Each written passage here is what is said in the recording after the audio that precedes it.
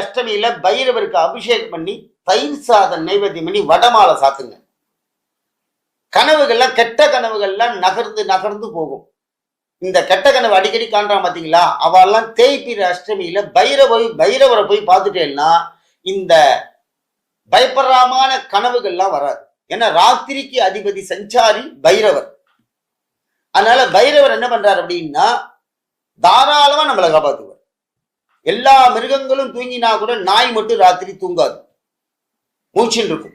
ஏன்னா பைரவர் அந்த நேரத்தில் சஞ்சாரம் பண்றார். சிவாலயத்துல கோவில் எல்லாம் பார்த்தீங்கன்னா பைரவர்கிட்ட வந்து சாவியை வச்சுட்டு தான் வருவா, வச்சுட்டு வந்து அப்புறம் கதவை மூடிட்டு விடுவா. ஏன்னா பைரவர் வந்து ராத்திரி சஞ்சாரி, கிராமத்தை ரட்சிக்கிறார், கோவிலை ரட்சிக்கிறார், நம்ம கனவுகள்லாம் கலைத்து நல்ல ஒரு சிரமான ஸ்திரத்தை கொடுப்பார். அதனால எல்லாரும் இந்த கனவுகள்லாம் கெட்ட கனவுகள்லாம் கண்டுனா கூட பைரவரை பூஜிக்கிங்க, பைரவருக்கு போய் விளக்கு போடுங்க. சாமி என்ன பண்றது அப்படின்னா வாரம் வெள்ளிக்கிழமை பைரவருக்கு விளக்கு போடுங்க, நன்றா இருப்பீங்க. அதுவே எலுமிச்சம்பழம் வாங்கி பாதத்துல வச்சு வாங்கின்னு போங்க.